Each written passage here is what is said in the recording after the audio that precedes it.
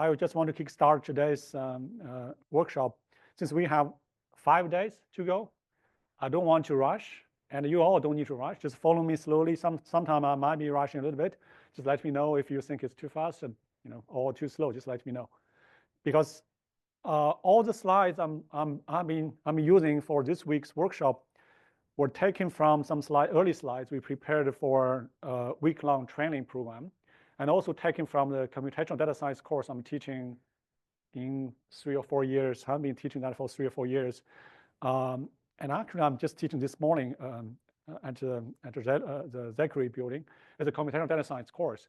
So the full purpose of this workshop is to get you all started. If you haven't really done anything about data science, it's fine. If you have already done some part of data science, just want to know more about data science, that's also, I think you can benefit from this week's workshop.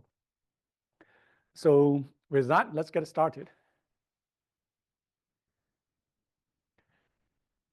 So I have this Jupyter notebooks there, and if you have your computer with you, feel free to click it, and you should be able to get to the Google Collaboratory, which is a free web-based cloud service system that can get you started running Jupyter notebooks for free without setting up anything on your computer. That's what we have been using for teaching short courses and tutorials, and also courses as well. So for this example, I just want to show you what Python can do, and what all these modules that I'll be introducing in this workshop can help you. So the materials are not adapted to your particular research, of course, but we are trying to find a way to make some connections. After today, I'll probably talk with the candidates to figure out if there's any particular topics you might be interested in. I can just use those as some examples. Instead of using some house price or those diabetes data set, we can use some more interesting data set that you might be more familiar with. But with that said, let's get started, jump into this first peek Jupyter notebook. So how many of you are familiar with Jupyter notebooks or Google Collaboratory? Okay. You can get access to this one as long as you have a Google account. If you don't have a Google account, your email address should be working just fine. It's a Google based account anyway. So this is called a Jupyter notebook. This has actually revolutionized a lot of things people are doing in doing data science. One way is that you can consider this like an executable paper. If you are working on a research project, you can get your formulation, movies, videos, pictures and diagrams, and you can get your data set, everything integrated into one notebook. This notebook, idea was started in Mathematica. How many of you are familiar with Mathematica? It's a tool used by theoretical physicists and mathematicians for derived formulations. So Mathematica started a tool called the Jupyter notebook. Called a notebook. So you can embed your Mathematica script together with your text information, LaTeX, everything into one very nicely formatted document. So just imagine in the future, if you can publish your paper with just Jupyter notebook, people get your Jupyter notebook, run it on somewhere, just test your data, test your idea, and get everything out. Not just reading, right? They can just run.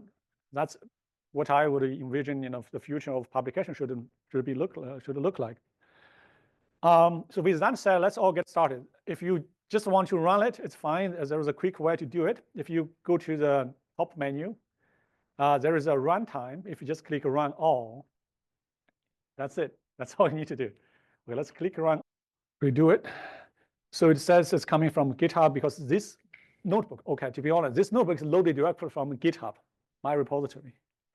For me, because it's linked to my own account, I can directly change any modifications to the GitHub.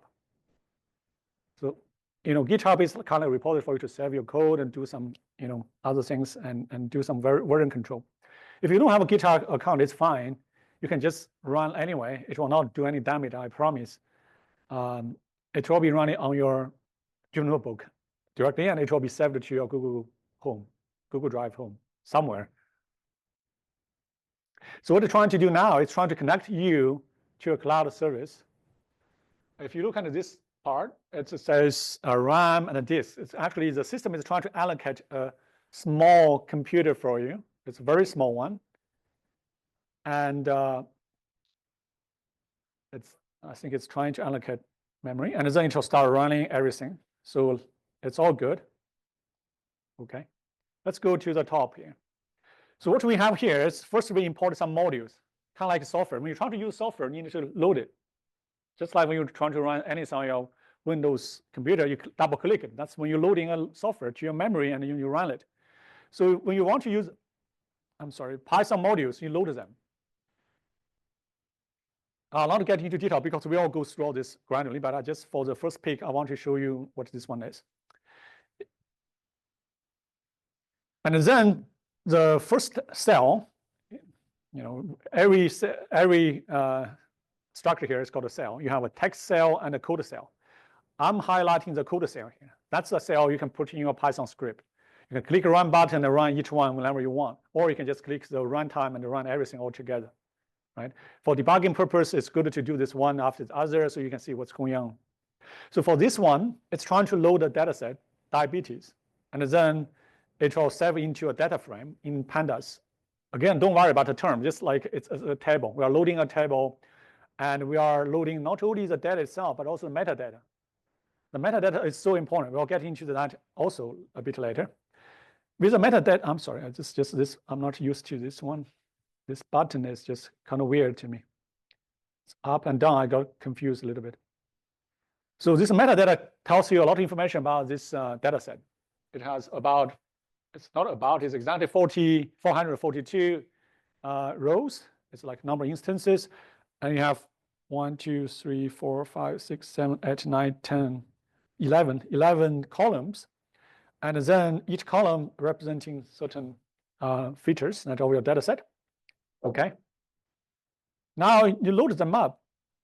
And before you do the describe, you can click a plus code. If you are new to this one, you can follow me. There is a plus code. You can click it. It will create a new code cell here. If you type df, which is a table we already loaded in, it will print out the first, it'll print out several rows and already loaded in. Oh. I need to change the mouse here. It's not so responsive. I think this one might be better. Okay, this one's much better.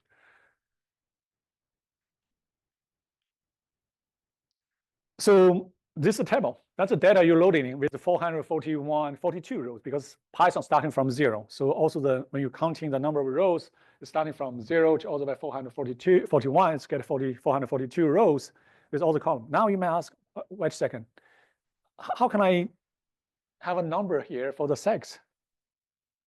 Well, that's your numerical representation. And in some cases, when you're doing some regression models, you need numerical values. You can either use 0 for male, for female, it's your choice. And then you can do the logical regression and other regression model using that. That's just the way you quantitatively representing different numbers. And we don't worry about the numbers here. Or, it doesn't matter if you're expert on diabetes or not, but you just have a table loaded. This could be any table. Any table. As long as have this kind of structure, you can load it up. Okay, that's what we have. Now, next, I want to do some very quick statistical analysis. I can just run describe, and the transpose is just extra function I want to use to transpose my table so that I can have all the columns to the left and I have all the means because I want to look at all the statistics of my data set. That's what a .t is. Well, for all the numbers, you see all the counts means how many of them you have a mean, standard deviation, everything needed. Okay, that's good. Just one command away, which is good. You have everything already calculated. If you want to know more about this data frame, which is a table, consider it's just a table. It gives you, show you all the information about this table, how many entries you have, and what's the data type, which is a float 64, which means it's 8 bytes. A memory block reserved for holding every single number here. That's a float 64. We call double precision numbers in computer science language. Okay, so that's the data frame I just showed you all. Now, this is the interesting part. The first thing you do when you start doing data analysis, you want to find the corresponding columns that are representing the key features of a data set. carry out correlation studies is actually the very first step when you start doing this exploratory data analysis, trying to figure out important features in your data set. So this is one is doing a heat map, doing the correlation. It's just one function call away. And you got this figure plotted out for you, which is very, very convenient. So when you look at this one, I have no idea what S4, S1, S2 is if I don't go back to check the metadata. But look at this formula. It seems S4 and S3 and S4 here, they have a pretty negative number. It's close to -1 because the correlation goes from -1 to +1. And the diagonal term is because it's always the same. It's a symmetric matrix. You have the same column, the same rows. It's just trying to find the corresponding correlation between different columns. If it's a diagonal term, always just the corresponding, it's the same column, the same index. That's why you always have 1 here, because you're correlating to yourself, you always get 1. And for others, whichever number is greater than, say, 0.7 or less than -0.7, you are pretty sure they have a strong correlation. I don't care what that number is. It could be representing something else. I don't care. I just know quantitatively, based on this table, I know this S3 and S4, that shows strong correlation. That's all I needed to know. Now, next time someone asks me to build a model for the target, I probably say, hey, S3 and S4, they're strongly correlated. I don't want to pick both of them for my model. That I just did a feature engineering and feature extraction. I don't want my S3. I probably pick S4 for my model, and just forget about S3 because S3 is strongly correlated to S4. Any strongly correlated features in my model will probably ruin my model when I try to build something more interesting. So that's something you want to look into in the future, but that's another interesting part. This plot shows the so-called pair plot. It's very similar to the previous one, but this one shows you the scattered plot, pairwise scattered plot. Basically, for every column, you draw the corresponding pairwise scatter plot for the other column. So totally I picked 5 columns here: BMI, BP, and S4, S5. You can get the corresponding plotting out. Without even spend too much time into the data, I can see this one shows kind of like a linear relationship. There are some linear dependency, but many of them, like this one, if you don't get into the minor axis, if you just look at the big trend, it's linearly dependent and positively correlated. This already helps you to have some feeling about how all the data are related, individual column-wise. If you have 20, it's fine. This plot can give you a 20 by 20, pretty big. If you have a big screen, you can plot it out and you can look at each one of them, each pair of them, and give you some sense of how the dependencies of different columns, against all the other columns, etc.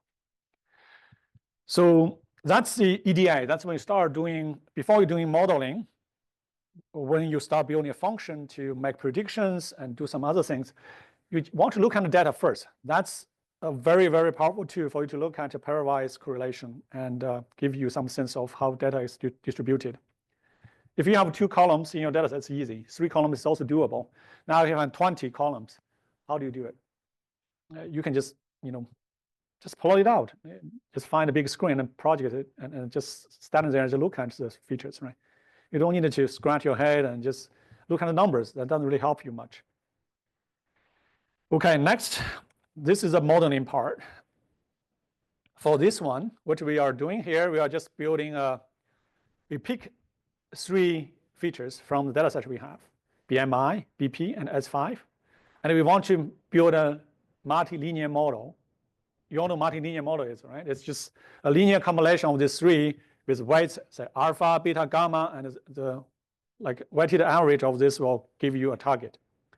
So we are going to find alpha, beta, gamma in front of BMI, BP, and S5, and then we want to find what those numbers are. And using scikit-learn, which is also a package we'll be learning later this week, we'll be building a model to do the linear regression, taking X itself as a vector, because this actually it's more than a vector. It's a matrix because it has 3 columns. It's not just one single vector. It's a 3-column matrix, and y as a target, and this is a function you call, and that's it. This function will get all the data into the training model or function and find out the corresponding weights for individual columns for your BMI, BP, and S5, and get your model predicted, calculated. Now, since it's a Python, which is object-oriented programming language, it saves all the weights inside this object called multi-regrade, which is already saved internally. You don't need to know it. You can print it out, but you don't need to know it. You simply call this predict function and take whatever x you have, it will make the prediction for you. Of course, this predictive y will be different from your y in your data set. Then you want to plot it out, want to see how much difference they are. The mean square error will easily calculate this y and y predict and give you the results. And that's about 3,000. Since you don't know since it's pretty big data set, 400 entries. So this looks big, but it actually is not that big. If you look at the R square, which is more or less measuring how good your model is compared to the mean value, well, that's getting to another. I'm sorry, I keep jumping through different things. When someone gives you a data set like this, what's the simplest model you can build? No, that's not simple enough. You can have an even simpler model. Y equals to the expected value of y, right? Just y equals y mean. The mean value of y itself is a model. People don't think about it. Actually, it's a model. If someone asks you, give you all this x, all the x, BMI, BPS, 4, S5, and you ask me to predict what y is, without looking at your x, y, whatever your x is, I can easily tell you I can predict your y equals y mean, and I'm be very likely to be accurate. To be the guess I provide is educated guess. It's not some random number I give you. This y mean itself is a model, even with a straight line, right? When you plot it out, y equals y mean, it's just a straight line, but it's already give you a good educated guess. It's not nonsense. It's not random. It's already a reasonable, statistically meaningful model. Now, that's the simplest. What's the second level? When you want to be more accurate, you build a linear model, which you will have extra slope, show you the trend, right? So the simplest model is just simple. It's just one number, y equals y mean, and you don't need to look at all the x. Y equals y mean itself is a model. But now, if you look at x and y, you can build a linear model, which is a line, but this line have extra parameter, ax plus b. Instead of just b, you have a here. A is the slope. And the slope will give you this trend, which might not be 0. If a is 0, you are getting back to your simplest model. But now a is not 0. So you go up and down. That's your linear model. Now, if you go to ax squared plus bx plus c, you go to quadratic model, getting more complicated. Then you can also use some other function like exponential function, science function. You can build up your model any way you want. And there are multiple ways you can try to fit all those coefficients in front of those functions, basic functions, and build up a model that way. Now, the reason I'm talking about this, why this important, why this being understand this mean value is a model is important, is R squared is just a number, a single number, measuring how good your model is compared to the mean value model. If this R squared is very small, says 0, it just says your model is nothing better than the mean value. So what's the point for you to spend all the time and effort to build a model like that? Right? It doesn't make sense. So you can simply build a model, say y equals y mean, and your model is already good enough. So R squared is simply measuring the accuracy and performance of your model compared to this mean value-based model. So that's it. Okay. So you probably have learned R squared before. I'm not sure if you ever thought about this. If you look at the formulation carefully, actually, that's exactly what I just mentioned. You just compare the performance of your regression model to the mean model. Okay, so this shows the model, because for the model, it's a simplified function. You cannot resolve all the details of your data because Your data is just like you have a lot of random noise there. Your model is very simple. It's just linear regression model. It's simply straight line, y equals to x plus b, and that's it. You only have 2 parameters to tune, and based on the data you have, you figure out what A is, what B is, to minimize the distance between all the points to your line, and that's how you get a linear model, right? So we already learned that least square method, but now with all these packages, it just come so easily. It just come in with a couple function calls, and you get everything figured out. Of course, if you use an Excel and some other tools, it's a similar way. But the beauty for Python is that you can program it. When you write a program, you can take arbitrary variables and input. Means if you write one function, this function will be working for all the different data sets you're dealing with. You can reuse it, recycle it, you can combine it with other tools and build up pipeline or automate your whole data science project. So that's a traditional scientific machine learning model. Now, since we will be talking about a neural network anyway later this week, how to build a neural network to do this?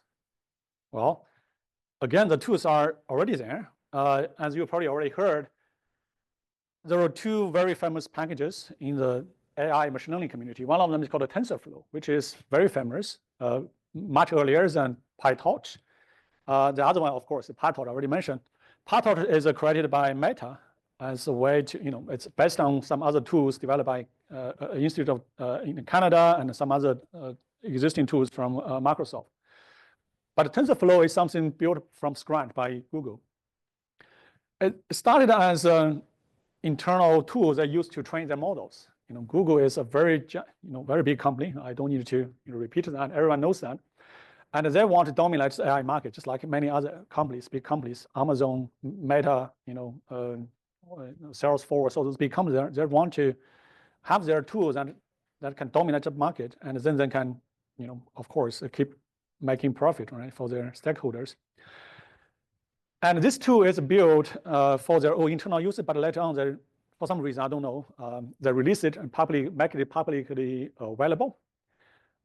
At the very beginning, it's very, very hard to use because you need to build a computational graph, and you need to compile the computational graph, and then you do something about it. But later on, because the PyTorch and other tools are on the market, the competition definitely helped. So TensorFlow getting easier and easier to use nowadays. If you started TensorFlow like what I started TensorFlow 1.0, version 1.0, you have to relearn a lot of things, mainly because the way how TensorFlow is developed is kind of different.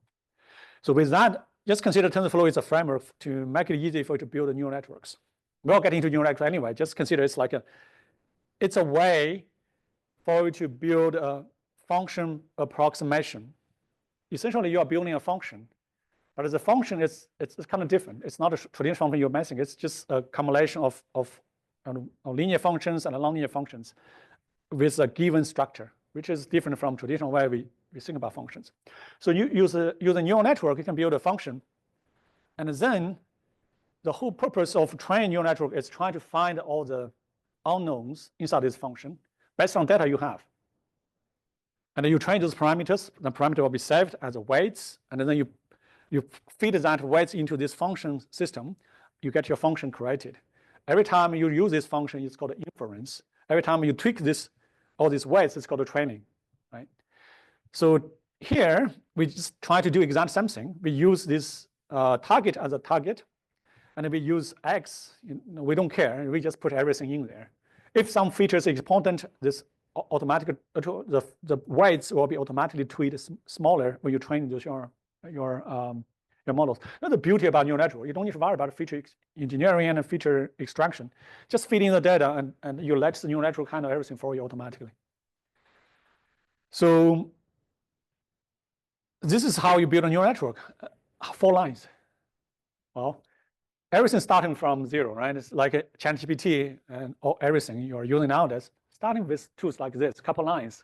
They started with a very simple idea. They developed different variations of different neural network structures. They built that system. And this will compile this based on the optimizer you picked, and then to use a mean squared error as a loss function, right? So the whole purpose of training is to minimize this mean squared error between the predicted value and the target you already have. More or less like minimize the y predict and the y you already have. So this fit is similar as scikit-learn fit. It's trying to take your input and train, run it, iterate it like 400 times, and output the validation error that you may have. So after that, you get some R-squares like 0.47. Again, compared to the previous one, it's about similar. It's 0.48, 0.7. It's not that much different. So that's the neural network. It's not that complicated. It's just like you need to understand how things are building, but after you figured out, all the tools are there for you to use them. So the whole purpose of this workshop is to get you all started to understand some basic concept intuitively, and then get you started with all these tools. Since you are not AI expert, or you are not going to build all the AI algorithms from scratch, because that's just different background of researchers are doing different things. We are not expecting everyone to be the AI expert. But with all the tools available now, you can start using this tool to solve your own problem. That's the whole purpose for this kind of workshop, right? So you can just put them together, compare them. You can work on different tables. It's just, you can take this Jupyter notebook and switch a table with a completely different table. You can run this just with a one button click. So this whole Jupyter notebook itself serves as a pipeline for you. Think about it. All you need to change is just to where to load this data. As long as you figure out what kind of thing you want to do, write it down in the Jupyter notebook. Next time when you run it, click a button, everything's done for you. You can do the plotting, everything, right? So that's the power of programming. That's the power of Python, the power of all these tools available nowadays. If you want to run it locally, you don't need to run on Google Collaboratory. You can set up a Jupyter Lab. You can install Anaconda on Windows, Mac, Linux. You can install Jupyter Lab, and the interface is almost identical. It's very, very similar. The only difference is that on Google Collaboratory, you run on Google's cloud services, cloud nodes, and on your computer, you run it locally on your computer. But you don't need to rely on the internet. You can run it locally. Without network, you can run everything, as long as you get all the packages installed. Okay. So that's just the starting point for everything. It's just the first slide. Okay, we are moving very slowly. That's what we are doing now. So now, just you now see what I've been doing on a daily basis. Exactly what I just mentioned. Yeah, go ahead. I'm sorry.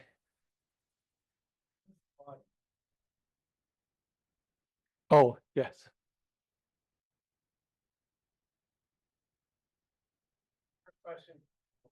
What's in it for Google? Nothing. Really? They get their credit. Okay, but they're not mining your efforts or those of others. No, okay. No. The second question is more sort of benign, but not passive aggressive. You offered a 3x variable linear regression model, but you didn't use a selection process to choose among the 11, but you compared it to an AI model that was able to consider all variables, I guess. Basically, the whole purpose is trying to demonstrate that you don't need to do the feature engineering or feature extraction. It's just coming to you, and the AI model can automatically set the weights for individual columns, mainly because it's the training getting there. It's understand this one is not important. Okay. And I get that, but yes. The linear regression model, you had specified the 3 yes. variables. You didn't let any other selection process right. go. Yeah, okay. But again, you can try and add more. But I'm just trying to show that on one side, for traditional machine learning model, when you're building with scikit-learn and similar packages, you need to do the feature extraction. This is the simple one. For the complicated one, for you doing the image classification, and that's getting messier if you're using traditional method. But using convolutional neural network and other deep neural networks, it's just coming to you automatically. You don't need to do anything. It's just putting the data, process it, train it, and that you got it. You don't need to do any manual work. That's the magic of the deep neural network. So that's why people call deep neural network the universal approximator. Any function, as long as it's not extreme, or I'm not a mathematician, so my language might not be that how to say consistent. But as long as your function is not that complicated, you don't have some weird, singularities sitting somewhere, you don't know, you can always use neural network to approximate your function. It doesn't matter how complicated the function is. As long as if it's complex, fine, add more neurons, add more layers. At some point, you'll fit the model pretty well. Of course, if you add more and more layers and neurons, but if your data is not sufficient, if you have a limited number of data points, that will definitely introduce another problem called overfitting. But we'll get into that later. Okay, any other questions? Sorry. You can leave one microphone while there. I have another one here. You can put it on this side. You can turn on the.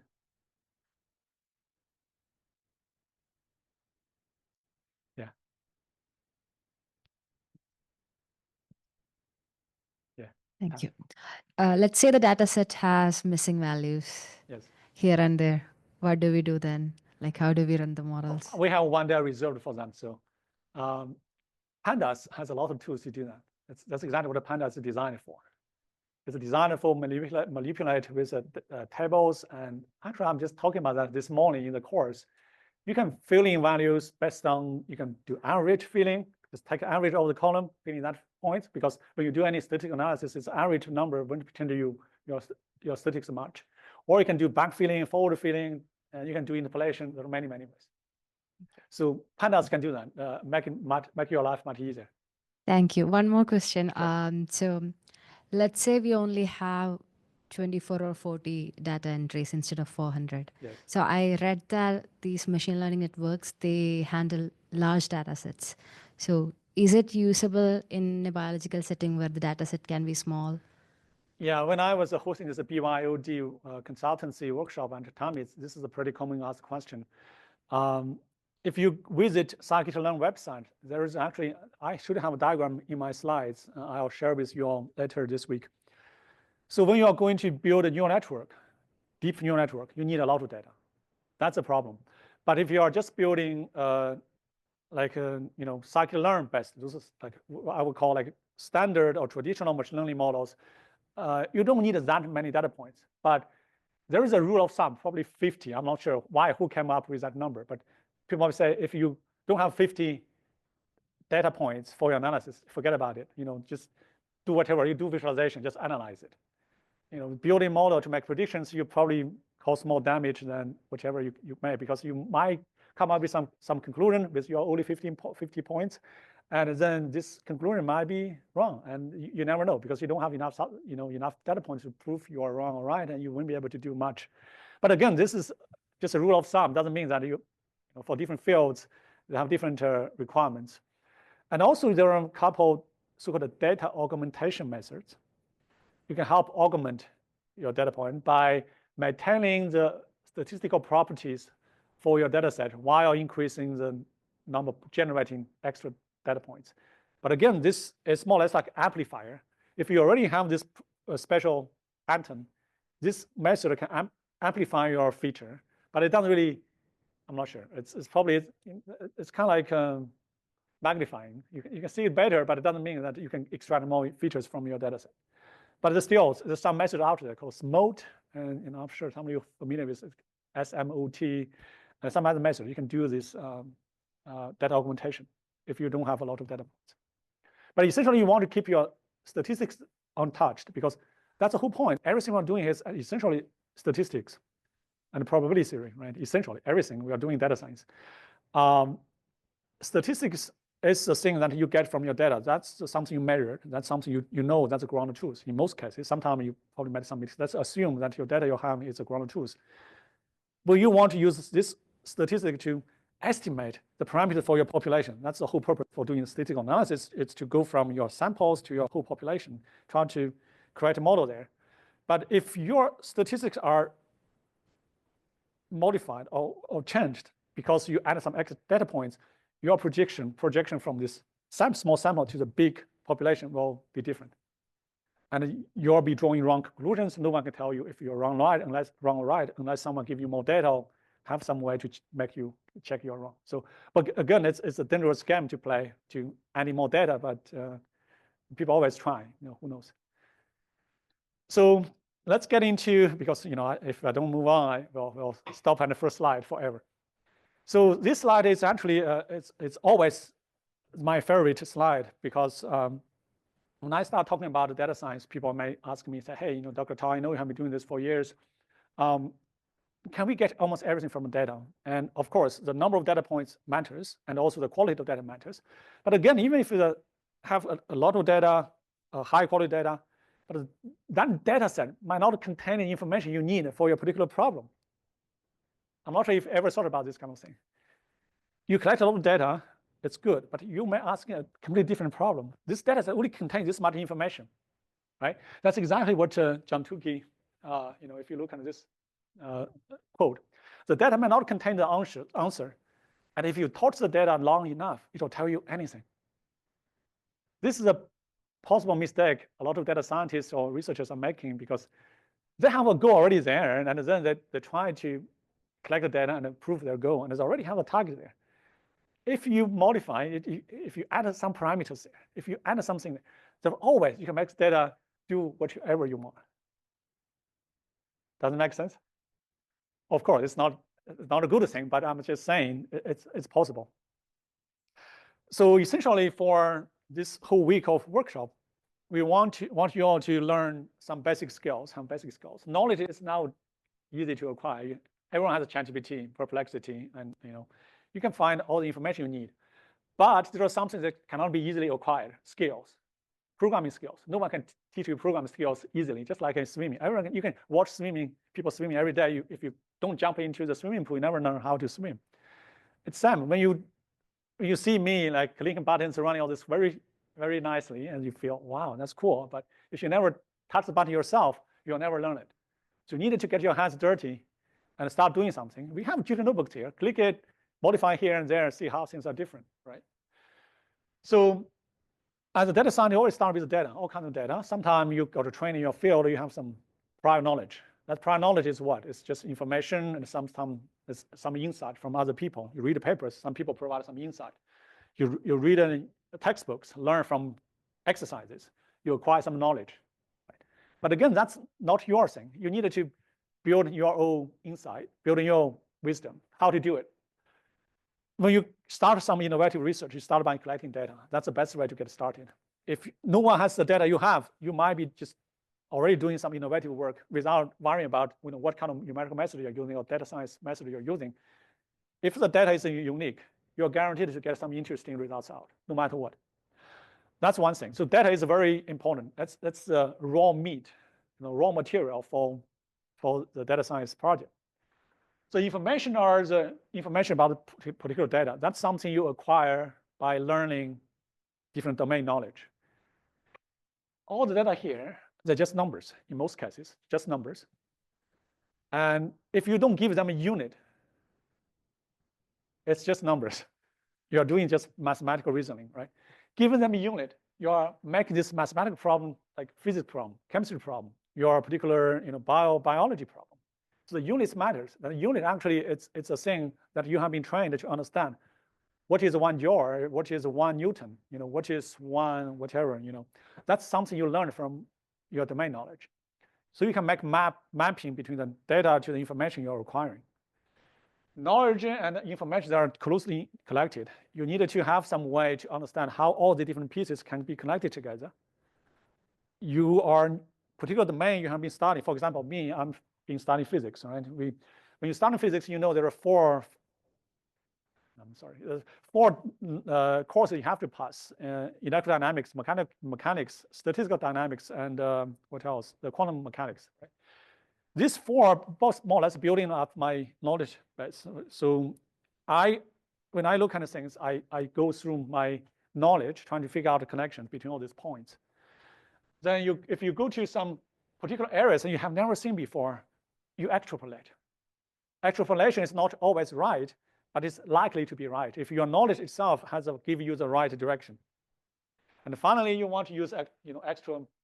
That wisdom is trying to make connections, more or less like you go from one place to another place. How to get that connected? That's a wisdom. It's not coming very often. Some people just struggle on certain things for many, many years and just never figure out how to go from A to B. And if you get things figured out, publish a paper, you get impact. That's how you build a bright life. And of course, that's everyone's dream right here. So for data science, it's completely different. Again, today we are going at a very, very high level. I'm not going to get into details. I already showed you a lot of details on the programming side.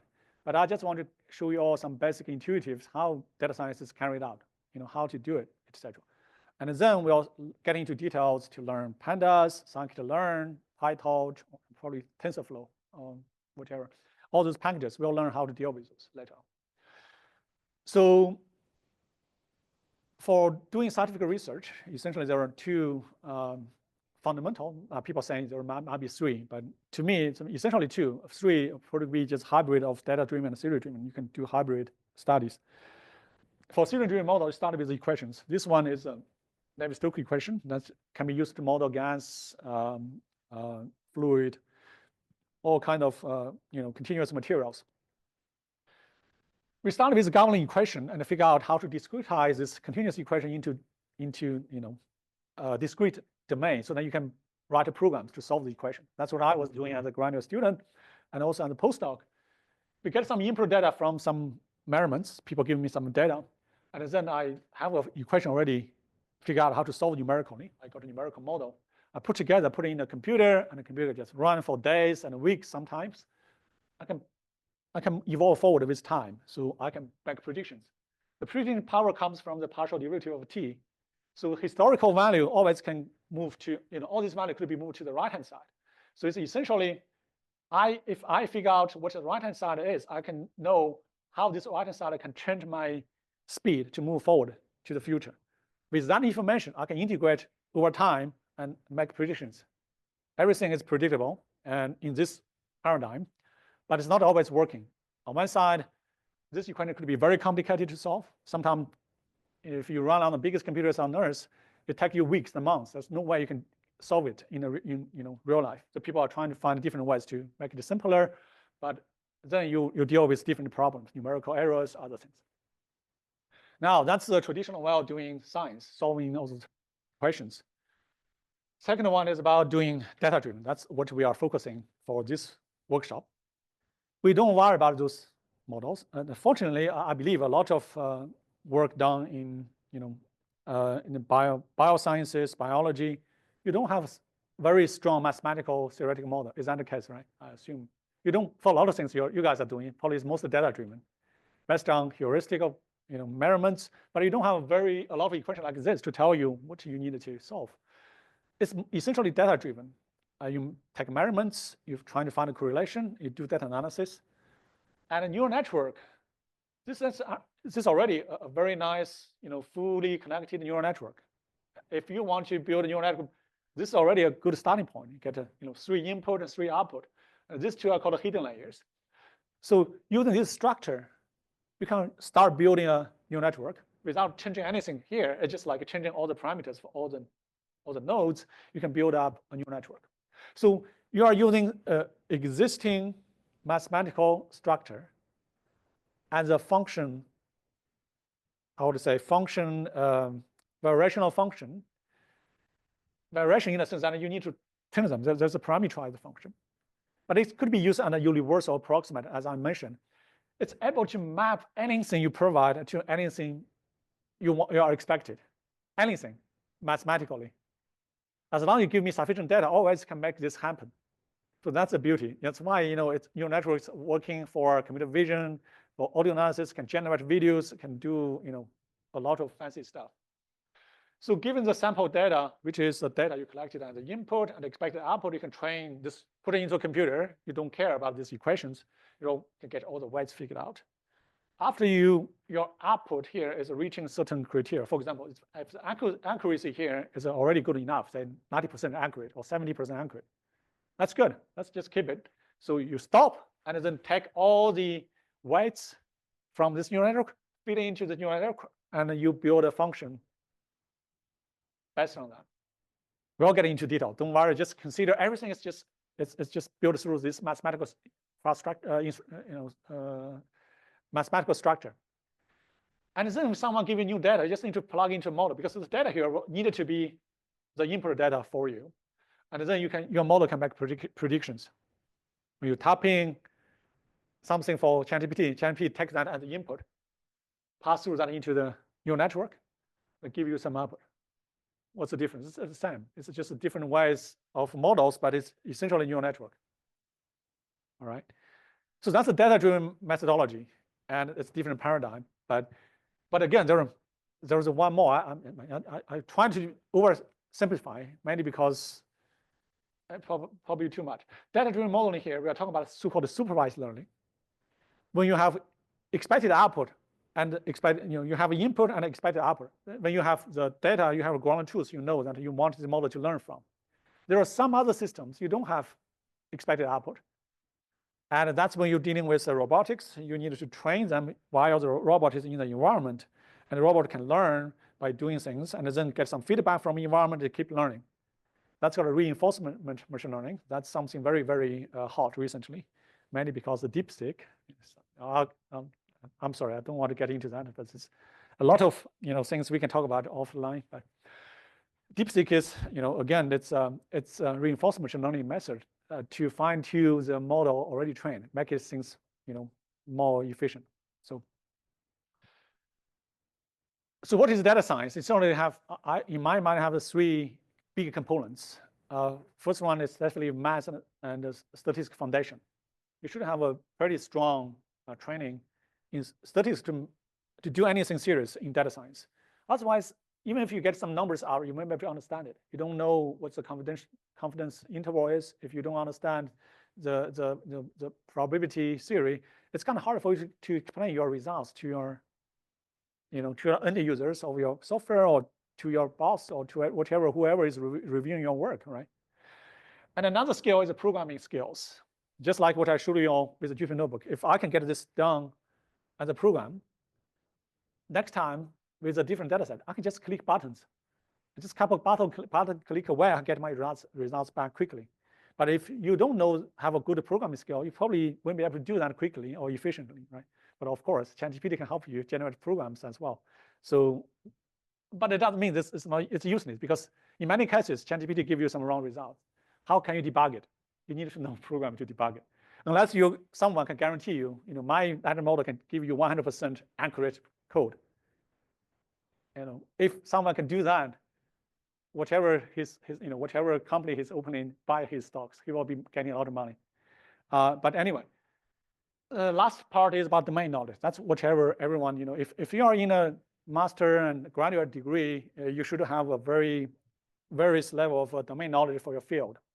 That's actually very important. That's the part adding the units to your numbers. Make your numbers really meaningful. If you don't have this, everything you're doing here is mostly just mathematical games. You won't be able to attach that to any physical quantities or any real-world practical quantities. Because if you don't have a domain knowledge to map those numbers to any reasonable measurements and physical quantities, right? Okay, any questions so far? Okay, data is everywhere. It's a very interdisciplinary field. For example, my background is physics. I have to learn programming, but fortunately, as a physics background, PhD, I have training in math, data analytics anyway. We do learn scientific methods for numerical solutions. That's also something I am familiar with. And also, I worked at HPLC for many years. That's also a benefit. For me to use bigger machines if needed, I can go there and run something quickly for certain problems. And now this is something I don't have, because I don't have for the fields I'm helping people with. On my end, I do astrophysics simulations, and that's my domain knowledge. But I don't have knowledge that I'll be consulting with. The people I'm consulting with, they have their own domain knowledge. I talk with them. They help me to explain their problem. While we are talking, I start learning a bit more about the field. That's how I acquire information about different domains, and then things will make sense. The numbers will not just be simply numbers, they will be relevant to the domain. The visualization, that's what we are doing now. That's on a daily purpose, on a daily basis. And the statistics is also something, physics can help you. So if you want to be a data scientist, you can start with physics. It will be helpful. But math, of course, it's also. For modern data science, started in like 62. Back then, not back then, probably like a couple of decades ago, 2 decades ago, there have been a lot of discussion about renaming all the statistics department in US into data science department, which is, a lot of people talk about that. But later on, as I showed previously, data science is more than just statistics and probability theory. You need a programming. If you don't have programming, you'll probably fall back to doing statistics because you don't have these tools to help you facilitate a lot of daily practical problem solving capability. You need that to help you to solve practical problems. Domain knowledge is also important, and so that's the important. All those are important parts for data science. So 74, Peter Noor, which is a very famous computer scientist, invented the term, not invented, probably he first used the term data science in the book. And then 77, there's some effort trying to build this domain as a brand new domain here. 2001, there was a paper published about data science, and people consider this as a milestone for data science, as a brand new domain, that established domain to help with scientific research, and also itself established itself as a domain itself. So how to become a data scientist? This one is also a very biased roadmap, but there is a very comprehensive roadmap here. You can click the link and find it. I believe someone from Microsoft, when she was working at Microsoft, developed that roadmap, which is pretty big. But again, that one is already, I'm not sure, many years ago. And when you say 5 or 10 years, that's pretty old, in the field of AI and machine learning, right? Every month you get some new thing out. You need a mathematical foundation. You need to learn linear algebra, database. Database probably is not math, but you need to learn some basic about databases and data statistics or the other fundamental stuff. On the programming side, Excel will be helpful if you know how to use it. It definitely help your daily work. Python and R or both work, and R used a lot by data scientists as well. You want to do some visualization with the D3 HTML. If you want to speed up your code, you want to learn a little bit of CUDA, which is a programming language for GPUs. And since you probably already know NVIDIA GPUs are really dominating the market now for AI and machine learning, so CUDA it's some extra skill you want to get yourself familiar with. If you want to get into software engineering perspective, then that's definitely something you want to get yourself familiar with. For machine learning, there are multiple frameworks out there, like scikit-learn, and also PyTorch, TensorFlow. Those are pretty useful tools. There are many other tools that we will probably talk about that later today. What time is it? Do we need to take a break, or?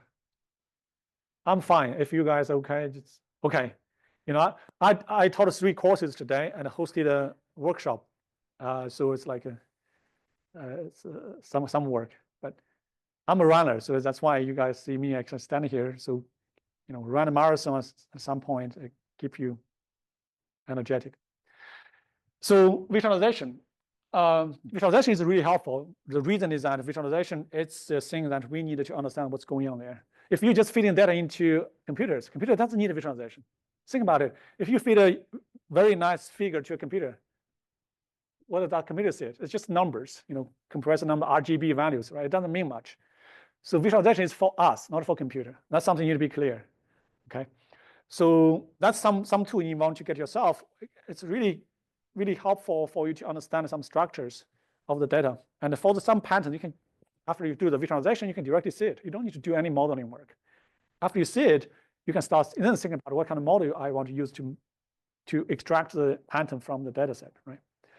And then many of you might be dealing with genome analysis, and big data analysis is very, very important because the data we're dealing is increasing exponentially because the way how the data got extracted and the number of sensors available, and learning how to use those tools to deal with big data is also important. So lastly, building workflows. Workflows could be in in forms of Jupyter notebooks, could be in form of just Python program, or any kind of like executable script or program in any program language. If you can build it up the pipeline, more or less like you're saving a lot of your time, in the future. You don't need to repeat yourself. That's one of the major benefit from that. So this is a book. I have one hard copy in my house, but I couldn't fill it. It's just too big. It's like 1,000 pages, etc. It's written by Roger Penrose, but it brought up a lot of interesting ideas in the first several chapters. It's more philosophical than science, right? And the title is kind of interesting. It's called "The Road to Reality: A Complete Guide to the Laws of the Universe." Because Roger Penrose is one of the top, probably the top scientists nowadays. Theoretical physicists available, still alive. I believe she passed away still. I believe she's still alive. Right? Someone can check. I'm sorry, but she won the Nobel Prize in 2020, and for his work on generativity and black holes. That's my field, so that's why I know him, know his work, not know him. I never met him, but so the data science, all probably science in general, it's mostly about data collection, building up your mathematical picture or whichever picture you may find, or visualize the data. Someone probably found the information about Penrose. Oh, okay, sorry about it. No, Steven Weinberg passed away, but I sometimes confuse those two. Those Steven Weinberg and Roger Penrose. Those are two heroes in my field. But getting the data collected, and then there's one special part of the process that sometimes you may ignore, because in many cases you probably get the data and it go directly to your notebooks or to your software, and it start doing analysis. But sometimes it's always good to pause for a while and then do the visualization first. The reason is that we need some mental processing passing through our brain to see the structure, to really capture the pattern there. Feeding the data directly to your program or to some existing pipeline will not help you to understand what's going on there. So this mental word, which is the exploration and visualization of the data, it's something we have to do as a data scientist. Of course, you can skip this part, but you'll be missing a very important component of data science. You won't be able to see the structure. You don't have the vivid, very nice, pattern that hidden in your data set that you have been probably starting days and months and probably sometimes years to explore. If you do the visualization, it probably just show up in front of your eyes directly. And sometimes we just ignore this particular component. So again, this part is not ready. It's not designed for machines. It's for us. Machines don't need this part. If you just, if you already know your structure, that's fine. Next time, after you visualize the structure, next time you can directly feed into a pipeline, and perfect fine. But make sure you go through this first process. That's called EDA, exploratory data analysis. That's something that's very, very important in data science. So data is everywhere. You have all kinds of data coming to data science projects, structured, unstructured, all kinds of data types. And now we have all the large-scale scientific devices collecting data on a daily basis. I will not get into each one, but each one is actually costs like billions of dollars to construct, and they have been collecting tons and tons of data, non-stopping, 24/7, which is, or sometimes they needed to maintain, but in general, they can continue to contain tons and tons of data, and a lot of information not about our lives here on Earth, but also the information for the whole universe. You're collecting everything. For example, I have to. This Large Hadron Collider is collecting data for all the high energy physics. It's extremely. Look at this is the person standing here. There are a lot of magnets, very strong magnets, trying to detect the new materials. That's trying to answer the ultimate question: where we are from, where are we going? This kind of question. It's extremely important questions, and you need a lot of energy to do that under the tiny bit of the universe. That's the data. It's coming. It's actually, when you get to that scale, the numerical modeling, it's not that important compared to data analysis. So majority work by people who are there, from CERNs and other high energy research people, they are doing data analysis actually. It's the same for many other projects showing up here. So machine learning has been going on for dramatic changes in the last decade or 2 decades at least. Algorithm got dramatically upgraded from traditional machine learning methods, from computer vision or other tools that you might be familiar with previously, SVN, supporting vector machines, clustering methods, classification methods. We'll be getting into some of those in our workshop. But deep neural network dramatically changed the landscape. It's like not just one level up, probably multiple level up, and get us getting to what we are now just in 2 decades, which is quite impressive. Of course, without computers, without all the hardware improvements, nothing that we are doing now will be possible. You are talking, that NVIDIA is selling those high-end GPUs at a crazy rate and crazy price, but everyone wants a piece of that. Mainly because the computing itself means power, power means dominance, dominance means money, money means credit, credit means, there are many, all these things get changed up. So there was a big push from the, from all, almost every corner, in the market. It's pushing hard. Not only us from academia, we want to understand this thing and trying to benefit from this for our research. Industries are getting money and getting benefit from that as well directly. So big data is coming. We have a lot of data here. Now it's interesting. Just recently, I read about some news article talking about interviews, and there's people are saying, those people in those big companies, I will not name the names, they're saying we are running out of data. The data for large model training. We are running out of data for large model training, which sounds like weird, but again, it's a reality. The models are getting so popular, so powerful, and the weights and parameters getting so many. They are running out of data, high quality data they can use to train their model. Okay, that's kind of interesting. The data I'm talking about here, this is numerical data, more like signals. But when you talk about other models, you need a high quality feed into the model itself. For many of us, like me as a foreigner, I prefer use ChatGPT to generate things for us. So then whatever I'm uploading is already the generated context, generated text. If I fit into the machine learning model, it wouldn't be helping much because it's generated by the model itself. If you feed the generated data back to that, it wouldn't be able to help the model much. Now the original work is getting less and less, and a lot of data got distilled by people using ChatGPT and posted information from the generated data set to the internet. And then I cannot say it's polluting, but it's more or less like, getting into some circle which is not positive. There are some negative effects there. I'm not sure it makes sense. I think it's a serious concern now because more and more generated contents online, and it's actually you get into some circular loop. Which is not good.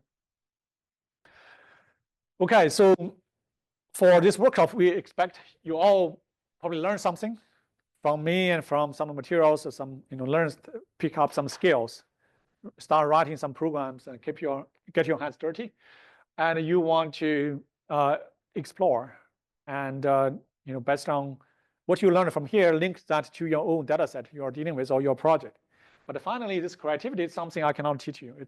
It's your own personal future. I mean, I don't know how I can teach you creativity. That's something you have to try it yourself. Sometimes someone just kind of so hard to be creative. That's myself. I think it's kind of hard for me to do something like this. But I probably stop mostly here. But at some point, if you're lucky, you can probably to be creative at a certain point and get something out interesting. That's when you get your science paper and nature paper out. That's when you start doing something more innovative and creative. Okay, now we are switching gears. We are switching to the second gear. We'll be moving a bit faster, and so that we can cover the material for today. But I think if you follow me in the first hour, you are getting there, and the rest is mostly about practicing. Just like you're learning anything, you need to practice. You need to practice with your own data set, with some known, well-studied data set. Just get yourself familiar with all the tools, that's all. So data science lifecycle, that's when you work on a data science project, you more or less be going through all these 5 stages. The first one is the data gathering. You get the data from somewhere, could be dirty, it's fine, but you actually get some raw data somewhere, and then you clean it up. Make sure it's ready for doing some further analysis, filling all the missing data points. Make sure you get the metadata ready. You understand all the units, all the other things you probably have already been dealing with. And then you need to explore, just like what I just mentioned. Exploration is help you to understand the structure of the data you already have, and it'd be really, really helpful for you to build models in the future.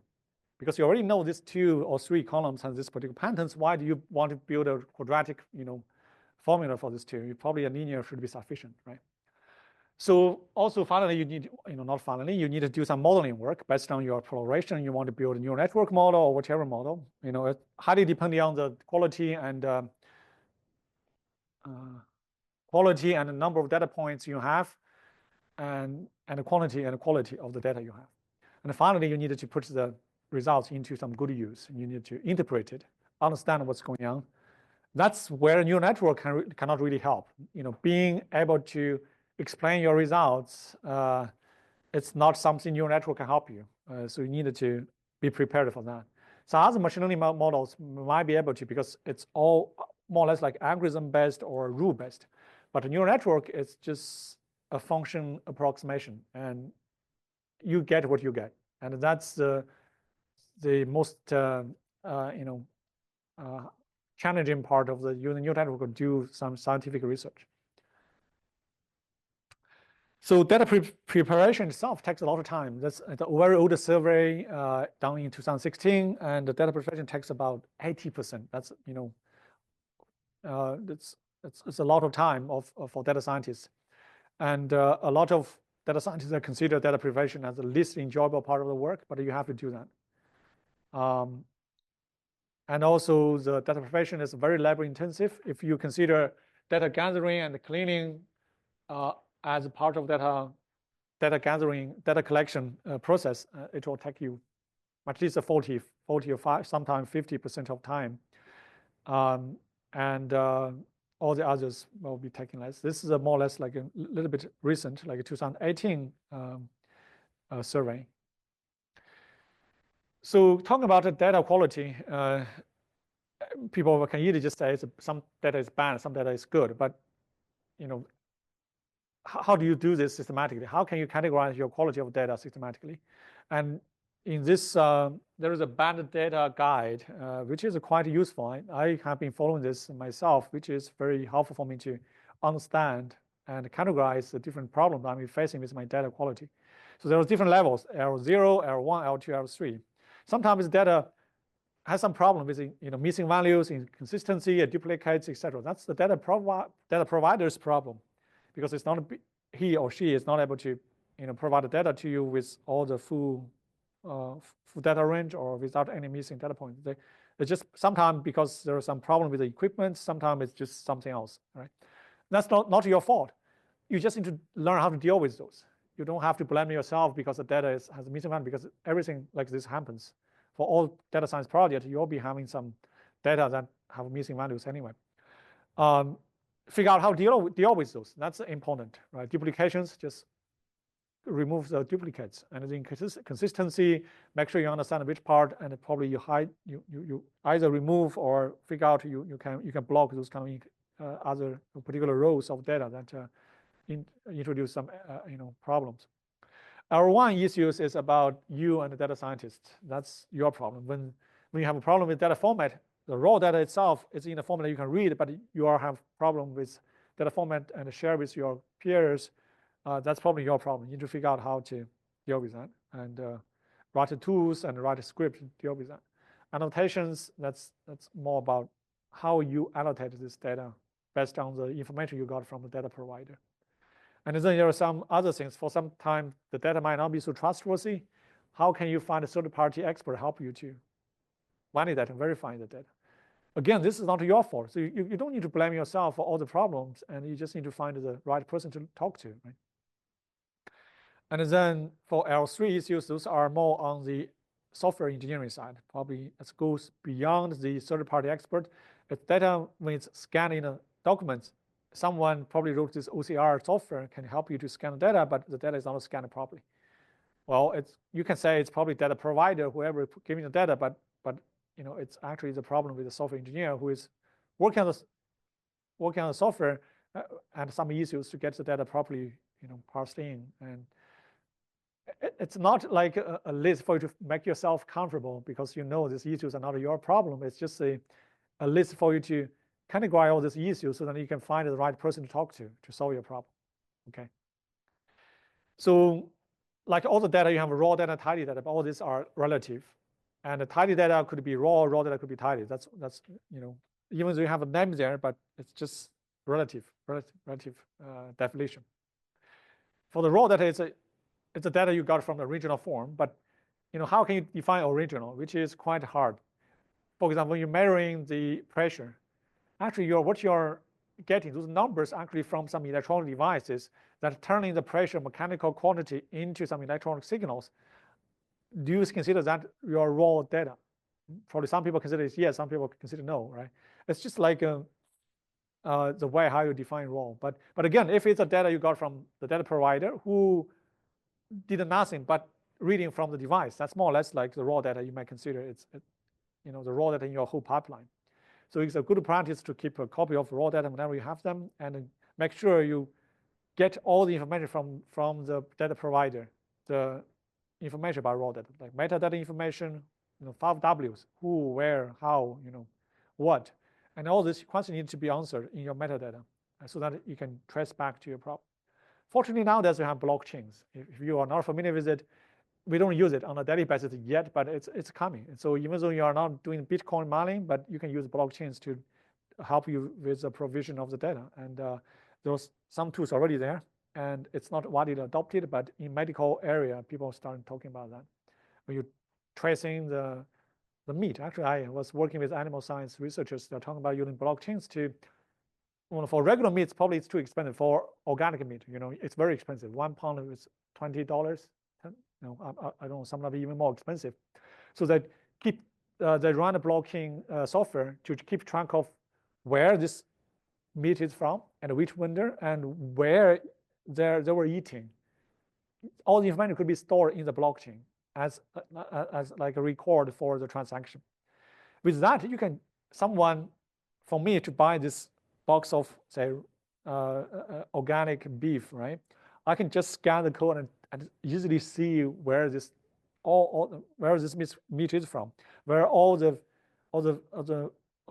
food that they're providing for feeding the cow and all the other things. So there have been some research work on this, and also some startups are working on this as well. So that's raw data. Tidy data is more like clean data, easy to be fed into the data pipeline, building your models. But again, it depends on who you're defining. Different people have different habits. Tidy data for one person might be dirty data for another person. So it's also relative. But it's always a good practice to keep a copy of no matter whatever data you're getting. And in the future, you can always trace back if you want to make changes or doing something else, right? So metadata is the very important component. It tells the high-level information about data you're dealing with. And sometimes nowadays, it's pretty common to attach the Python script to your metadata. Think about the script itself is a data. It's just the data that can execute on a certain platform. Could it be Python script, could it be Java code, or could it be JavaScript, could it be C code even. And also data, it's better to save in a standard format. For every community, they have their own format. Just make sure you don't save it in a format that no one else can open it. It doesn't make sense, right? So to process a data set, for the process data set, you should have at least the raw data, that's where you process it from, and the tidy data, that's your output from your processing. Then you need to contain the metadata and also the description about it, and also, if it's possible, attach the script that can read and process the data if you want. It's highly recommended to attach a script to the data so that you have everything, battery included, right? So you can others whenever they get your data, they can get started right away. And why do you want to make others' life harder? Because you suffered from doing this. Right?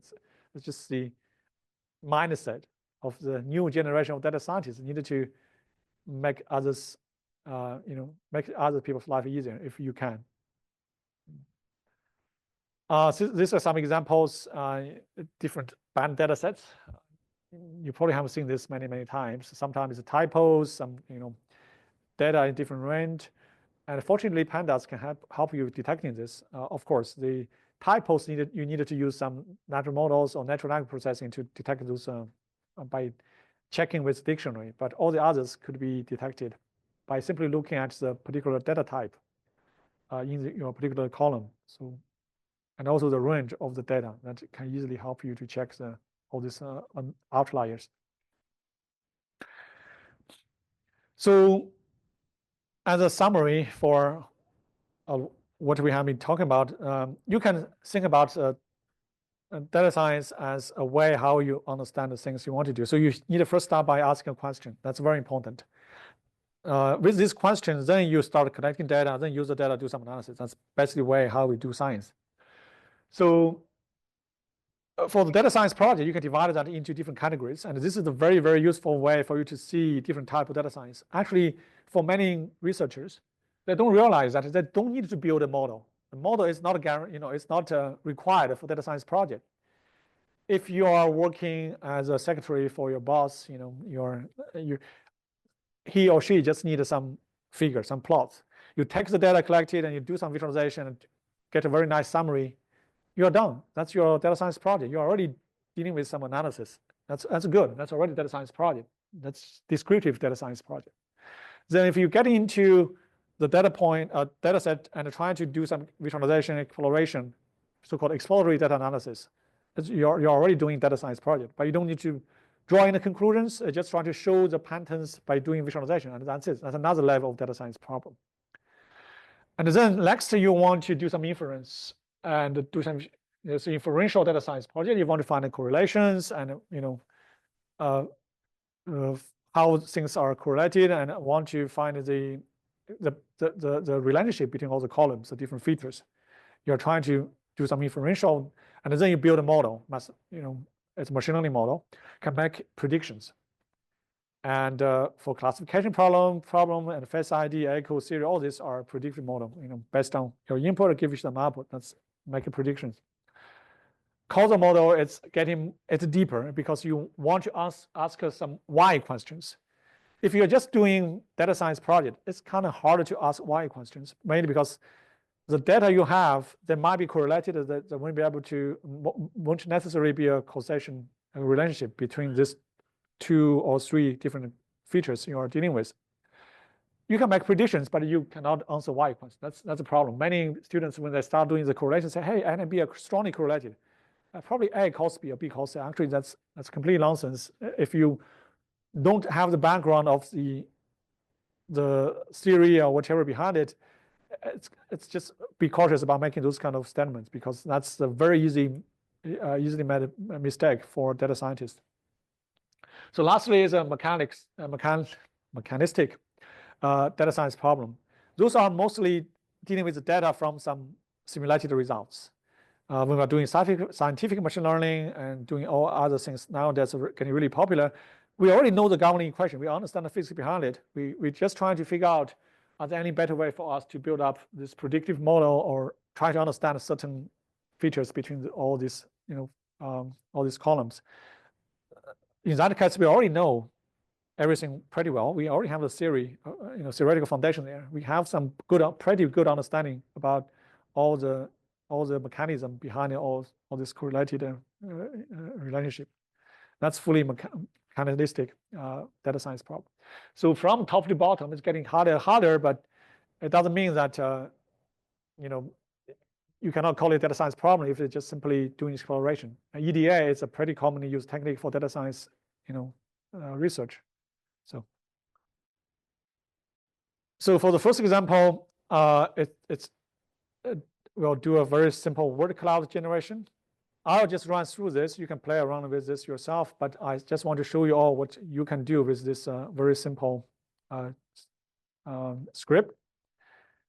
So first, we simply generate data set ourselves, getting pandas, and then we are using Python to help us to generate a fake data set. Basically, I just take arbitrary combination of all the names, certain probably first names, the surnames, the gender, and the salary. I create a data set myself.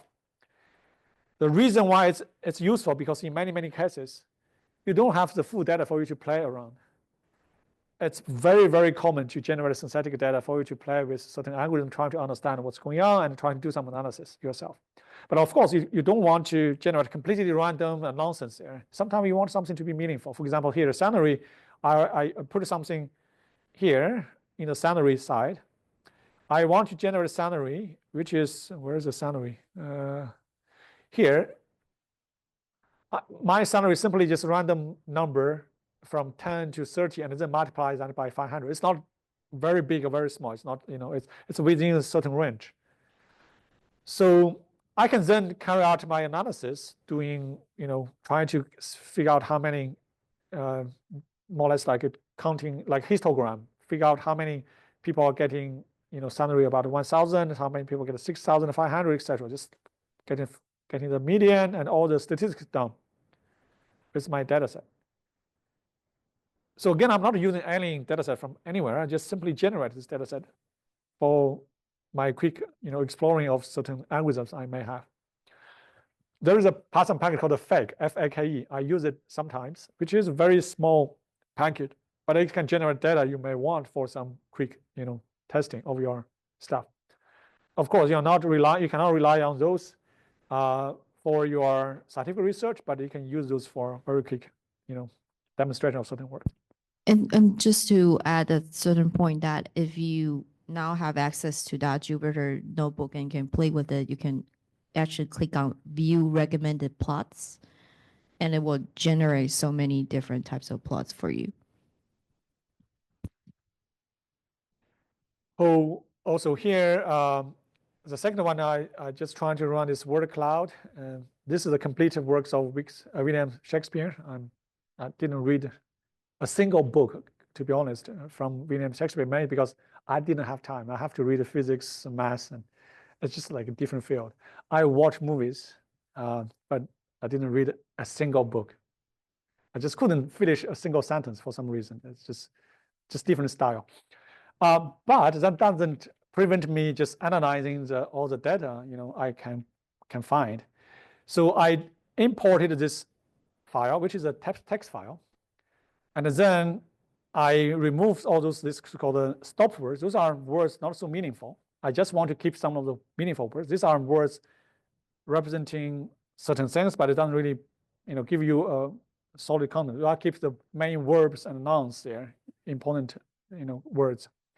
And then I try to plot a word cloud.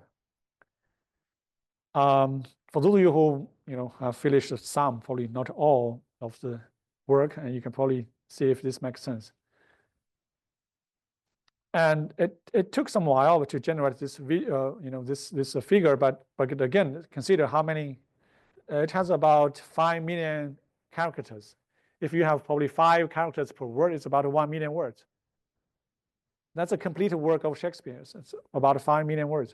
Of course, if you counted all those dropped ones, probably more, but 5 million, or probably say 6-7 million words nowadays, it's not that much, right?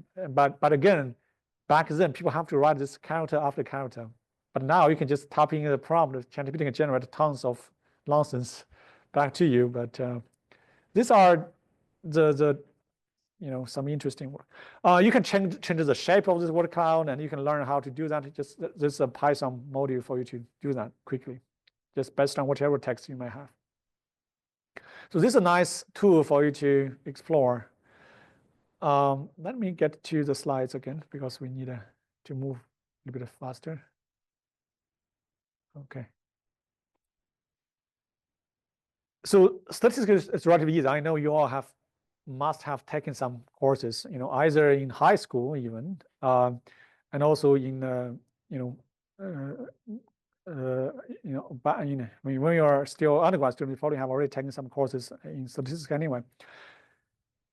Only after I moved to US, moved to US in 2000, I started to realize that actually I have been completely wrong about statistics, mainly because in Chinese, some of you, we have Chinese speakers here, statistics is called 统计. It's a one word, 统计, more or less like doing some counting, right? That's what my understanding.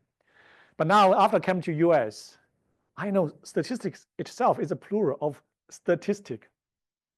How many of you, what is statistic? It's kind of measurement, right? It's kind of measurement of certain features of your sample. So statistics is a plural of statistic, okay? If you look at these keywords, population is actually the whole population that's like, the whole system that you want to study, no matter what sample you're taking. Parameter are the key characteristics of the population. And population here, not just human population, could be anything. For example, this population could be all the stars in the universe. That's the population. But if you just look at the sky, you can only see some of them. You cannot see all of them, right? What you can see now, those stars are your samples. Given a sample, you cannot get the parameters. You can only get statistics. All your mean, median, range, mode, standard deviation, variance, those are statistics of the sample. You all know that, right? That's important. All you're trying to do with the statistics is to estimate the parameters of all the parameters of the population based on the statistics you measured. You can measure because you can observe it. And the parameters, you cannot observe it. Population, we only can see 5% of the universe. 95% is unseen. It's either dark matter or whatever. You can only draw the conclusions based on data you have. So statistics is about inferring the parameters of the population based on the things you observe. How trustworthy are your samples? You don't know. Because in many cases, you don't know how big your population is. You don't know what's your parameters. You can only guess based on your sample rate.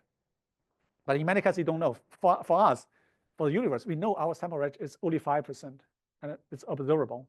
That's already something we know. It's 5% roughly, and no one knows for sure why it's 5%, not 10%, right? But for some other cases, your factory is manufacturing this particular device, let's say 1,000 devices a day, for example. Then you sample, took like 10 of them, do some experiments to do some quality control.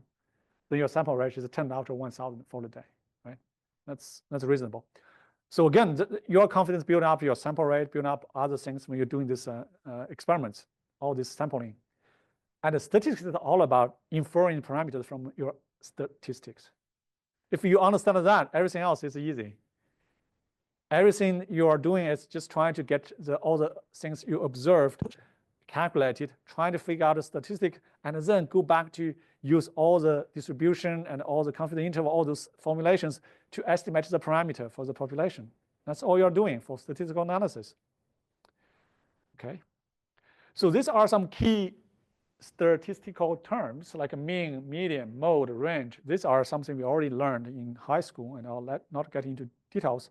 But those are important features. After you know this, roughly, if you have some visual thinking mind, you should have someone tells you mean, median, mode, range, and standard deviation. You probably have in your mind some figures, a graph about distribution, roughly, like a one-dimensional distribution.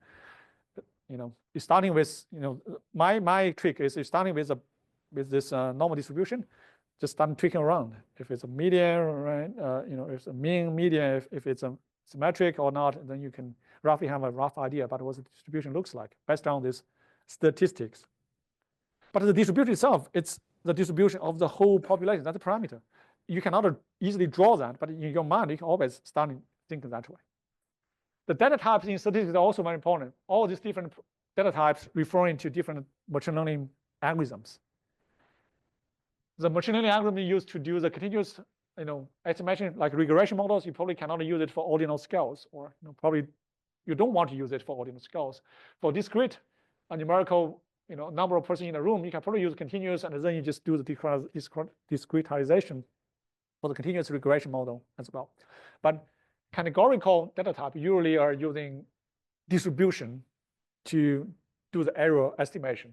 Numerical quantity models are mostly using mean square error or absolute values as a minimization criteria as your loss function. That's why for different data types, you have different numerical methods. So it's very, very important for you to understand what your target's data type is. Based on that, you can see what kind of data machine learning model you want to use, you want to build, right? We'll learn about that later, and we'll skip this one. It's more or less like normal distribution from. It's pretty common thing. And then covariance, correlation, these are also very important in statistics. The correlation is actually more useful in the sense that if you look at the correlation, covariance is simply calculating the expected value between your variables x and y compared to your mean value and do the correlation study, covariance study for that. But a correlation is a covariance divided by sigma x and sigma y, which is the standard deviation of your x and xy. If you have, if your data has a pretty big variance along x, or standard deviation along x and along y, that means your data is spreading out a lot. And then the covariance, even if it's pretty big, if it's spread out a lot, your correlation might not be that big, because when your sigma x is big, sigma y is big, the correlation might be small. When it's big, means when the correlation is big, it means close to 1 or -1, they have a strong linear relationship. But if your x and y are spreading around a lot, it's like a circular shape. It's kind of harder for you to tell if x and y are linearly correlated, right? So correlation is mostly used for this kind of analysis, linear relationship analysis. But covariance is useful mainly for some formulation, and there are many statistical analysis using covariance as a term, not a correlation. But we'll not get into the details. Quantiles, those are also statistics for you to estimate the distribution in a more calculable manner, and give you a rough idea how the data got distributed, more or less like that. There's another two basic concept about statistics is that a lot of model you're building might not be accurate. You never know if you don't know that. That's a thing. Sometimes you know that you're probably focusing on the wrong spot because you already have the ground truth there. But in many cases, you don't have the ground truth. You never know you don't know, and that's a problem. It's possible, like for the one to the left here, it's likely you have some bias in your data set. Your model is good, it can make predictions, but it's not a prediction to the right target, mainly because you have a bias between your data set you use for training your model. Then this bias is inherited by your model. Your model will be always shooting somewhere around here, which is actually low accuracy, but it's not because, for precision, it's basically because the bias built into your system. But the thing is that you never know, unless you have some ground truth to check, right? So this one is kind of different. It's just like you have a poor precision, you have pretty big variance, but if for this one, if you increase the number of data points and average things out, your center is almost at the target. But again, you don't know which case you are. In many cases, you probably have a combination of both errors. Either it's not converging or it's converging to the wrong spot. And so again, these are like very high level overviews about some of the data that you might have. Sometimes you want to diversify your data collection to make sure you don't have built-in bias for certain things. And when your target is more general, but your data set is collected as a very small subset of the whole population, you're guaranteed that you have some wrong conclusion drawn, right? So next, I'll show you some visualization and for the EDA. This is some work I did many years ago when the Katrina we use the Katrina data, the hurricane, a very, very big hurricane at Louisiana, 2013 or I forgot the 15, I forgot the exact year. And when I was at Louisiana State working with the coastal modelers, there was a big deep water horizon explosion. And then we got some money from the state. And we took the oil spill parcel image from the satellite. And then we traced all the oil parcels and use the hurricane data to drive this oil parcel. So we want to study the scenario, how the hurricane will change the distribution of this oil parcel. Fortunately, there was no hurricane back then, but it's just like a scenario study. So we actually turned out some of the oil parcels could be blown all the way back to Mississippi. We were multiple miles away, and it could be a very bad disaster. But fortunately, we didn't have the hurricane after oil spill. And so a picture is worth 1,000 words. It's basically mainly because our vision system has been trained to understand this information in parallel very efficiently. You don't need to, all the languages are sequential. You have to read this line by line to understand what's going on. But for the picture, wow, it's just coming to your eyes and it's get everything directly, and you can see a lot of information right away. So this is a book by Edward Tufte, more or less like a Bible for the graphics, graphic analytics, and for visual display, etc. You probably want to take a look at the book. And these are many types of visualization that you can do. I will not get into the website. It's a different, that gives you a very nice overview about different visualization that you can do for diagrams, you can do for your data set.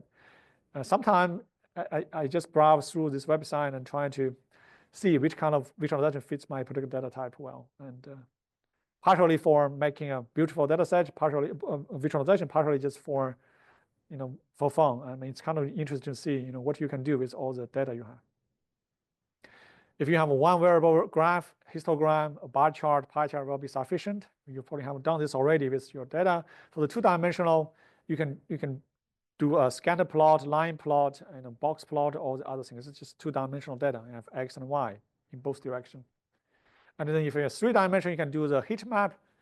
This is the X and Y, but you have a color representing the third dimension. You can do that. You can also do the 3D surface plot. Matplotlib can do that for you. You can also do bar chart, but you can include another dimension as a cluster close together. So there are multiple ways you can do a 3-dimension. But you can do 4, 5, 6 dimension. There's no easy way to do that visually. The way to do it is do so-called dimension reduction. T-SNE and UMAP, those are tools that scikit-learn are providing, can help you to compress the dimension by finding the linear compilation of the different dimensions and not linear, it's just projected dimensions, so that you can reduce the dimension. Every time you do a projection, you get one dimension disappear. You can keep doing the projection multiple times, and then finally you get to the data set given within a given dimension. So these are all the possible tools you may find, like Matplotlib, JavaScript is a program language, but based on that, you have a user interactive plotting tools you can use. This is like a detailed plotting for Matplotlib, even though it's specific for Matplotlib, which is a very powerful tool in Python to do the plotting, but all the key terms here, they are almost universal. So when you're doing scientific work, when you do some plot, when you're trying to get some figures for publications, you probably want to fine-tune all this one by one. And Matplotlib provide all the detailed tweaking for you to tune all this so that it can fit your needs. But fortunately, after you get one script done, next time when you get new data, you just need to run the script to get the plot out for you quickly.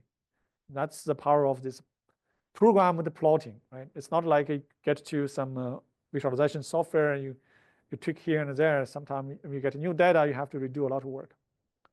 So next, this is just simply visualization, nothing more than that. You can just open the Google Clamp3 and just run it and plot this very nice one lines and all these LaTeX symbols could be embedded into Matplotlib, which is very convenient.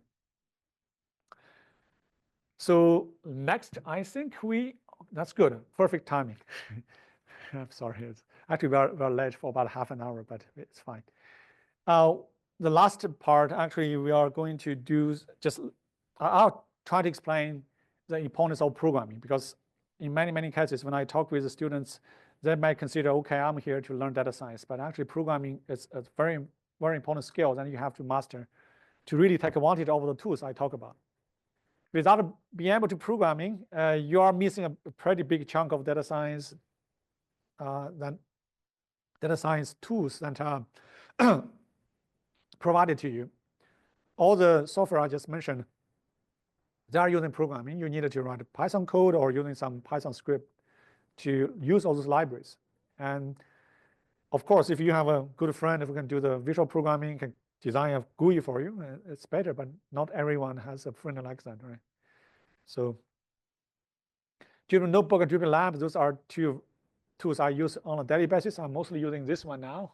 This is like an older version, but the interface is fine. After you open it up, you may be so different. But this one gives you a very modern outlook for the Jupyter Notebook. It's kind of similar to what you see with Google Laboratory. And again, this is free, and I don't know the business model behind it. They actually provide a pro version. If you want to run, large model training, you can just pay the money. They can just run it on the pro. You can run this on the pro platform for much longer time. I believe for the regular user, you can run up to 1 hour, but it's sufficient for most of the projects I'm working on. These are integrated development environment for Python. This is called a Spider. It's very, very powerful, kind of like, for those of you are familiar with R, this is kind of like R Studio, right? Very similar. PyCharm is my daily package for doing Python development. It's also supported Jupyter Notebook, but if you just want to write a PyCharm, this is a tool you want to use. It's really, really good. And there's a commercial version and a free version. Free version is also sufficient. Commercial version give you extra support for some other extra packages, but it's not so useful for non-professional developers. So you can download the free community version and use it on your computer. Visual Studio, it has a Python IDE as well. A lot of my students, they use Visual Studio instead of PyCharm, and it's working pretty well. So the bottom line is that we want to learn to automate. We don't want to learn to code, which is something I'm teaching. I'm teaching a GPU programming course, CUDA course today as well. I told them to learn to use ChatGPT and all the tools to learn how to generate code, mainly because if they take this as an opportunity to find a job in the future, they might be losing a job right away. And all the quality of the code generated through all those tools, that's much, much better than a handwritten code. Especially for CUDA, this kind of highly requires a lot of skills, it requires a lot of optimization. It's just no way to compete with those automatic generated code. But there is something we can do. We need to understand the problem. We want to decompose the problem into smaller tasks and ask ChatGPT or Perplexity to generate the small task for us instead of the whole packet. One reason is that all those models has context length. There's no way you can put the whole packet in. It's always limited to the latest one for the up to 128K, which is pretty big. But if you're talking about an extremely large project, it's not enough. Secondly, it's very easy to make mistakes for complex structure. If you can analyze the project and write down all the individual tasks and ask the ChatGPT to generate a particular small task, it's doing very, very good.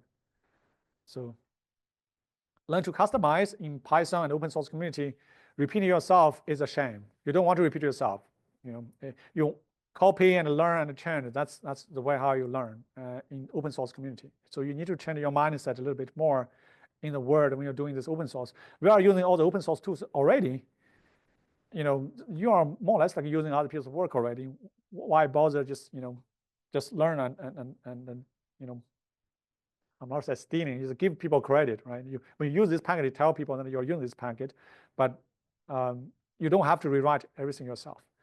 I know many of you are very familiar with R, but unfortunately, Python is dominating data science. So if you want to do data science, in the future as a career, Python probably is something you have to learn. So Python, this is the ecosystem for Python. With the Python at the bottom, then you have NumPy, Spider, or Jupyter Notebook. You have all other toolkits on top, and then high-level frameworks like stats models that we will be using, PyTorch, scikit-learn, NetworkX. We'll be talking about TensorFlow. So the rest is most about different models. So you can pass through those one by one. We all not learn the details, but we all be using most of the packages I showed today. And the last one is a very, very good A to Z example for doing a long trivial data science project. I use this template. I share with all my students, not only my students in my class, but also students in my lab. When they are working on some project in the Jupyter Notebook, follow this as a template and just learn